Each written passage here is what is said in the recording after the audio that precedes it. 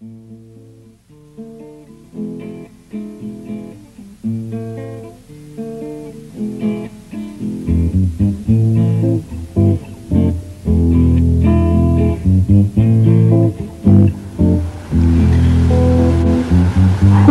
had been a thief for many years.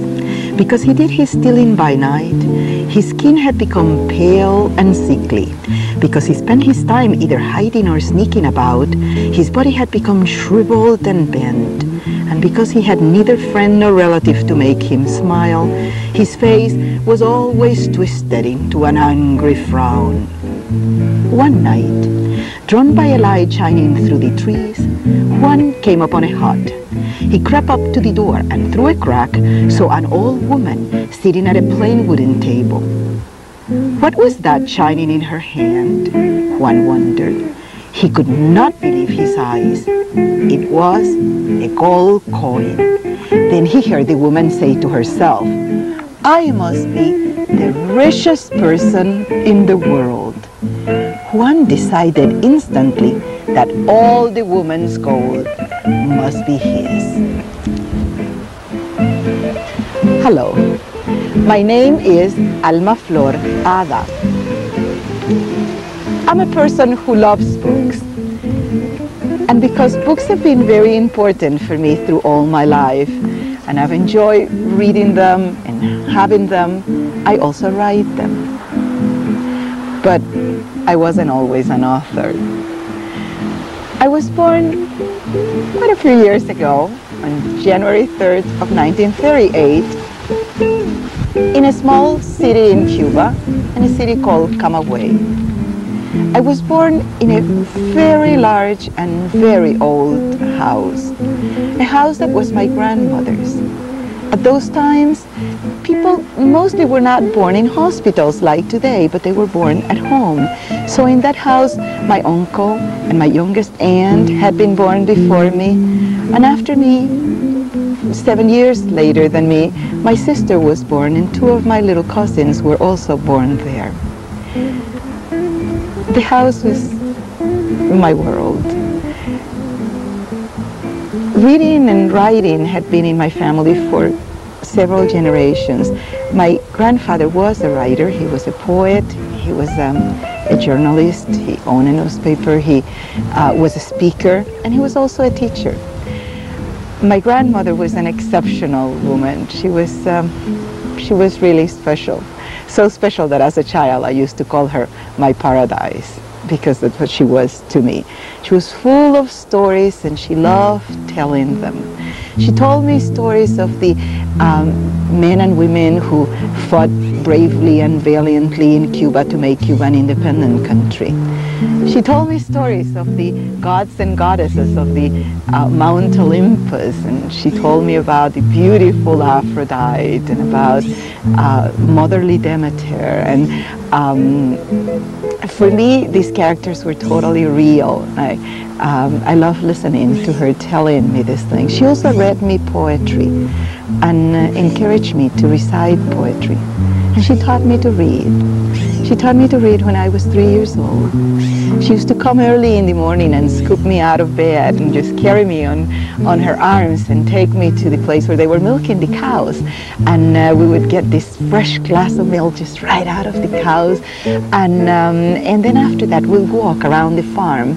And she'd point the trees to me and the leaves and the grass and the animals, the birds, and she'd write their names on the earth with a little twig. And so for me, reading the words and learning them and seeing them and experience was all one. So reading was just such a part of nature to me, just a part of everything that was beautiful and pleasant and nourishing for me. It was really fun the day she, for the first time, picked up a newspaper and asked me to read the headlines in front of my mother and father. And my mother and father couldn't believe that I was reading. They thought I was just memorizing this thing. It was just so pleasurable, so beautiful to learn that way.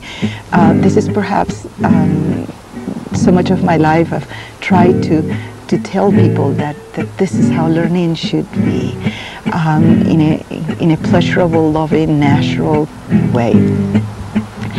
The first book that I read in my life was called Heidi. Of course, I didn't know how to say that at the time, so I say Heidi. And it was my mother's first book. My mother was so excited when she saw that I could read that she gave me the book that had been the first book she had ever read in her life. And it's a story of a little girl in the Alps mountains, and how this girl loved the mountains and the trees and the rustling of the wind, the same rustling of the wind that we're hearing right now here on this mountain. And I felt so close to that little girl, and I felt so that I could understand her feelings so well, because I also love the trees and the grass and the sky. And every one of the dolls I ever had was called Heidi, except in Spanish we say Heidi. And life was wonderful in my family at that time. But life seldom can be wonderful all the time, and there was some sadness that came into our life, because my uncle, who was very young and handsome and athletic and so full of life, died on a plane crash. He was learning to fly, and his plane crashed in our own big rose patch that was next to our house. And this was very tragic. And then my aunts scattered, and two of them went to live in Havana, in the capital of Cuba. And my mother and her younger sisters decided that they, and of course my father and my uncle, that they didn't want to live in this big house anymore. And they kept saying that it was because the house was too large and too difficult to take care of. But I suspect to a great extent that it was because there's been too much pain in the house, that my grandfather had died, and my grandmother and my uncle. And so we went to live in the city. And that was very difficult for me.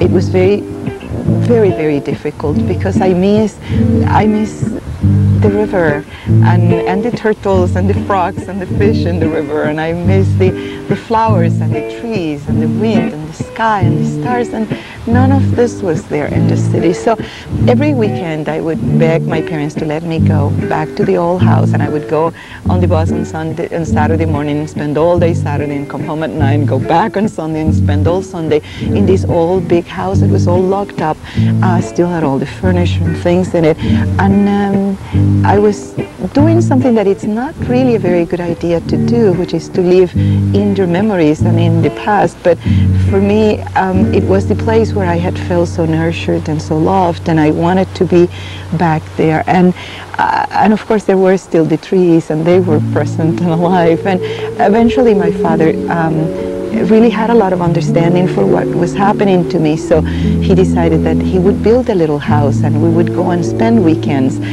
in the same farm, not in the big house anymore, but now in a little house by the river. And with his own hands he built this house, and it was just tiny, and it was going to be for weekends. But once we went there for the first weekend, and it was close to Christmas time, we stayed through the Christmas occasions, and we loved it so much that we just stayed there forever. And it was the best period of our lives.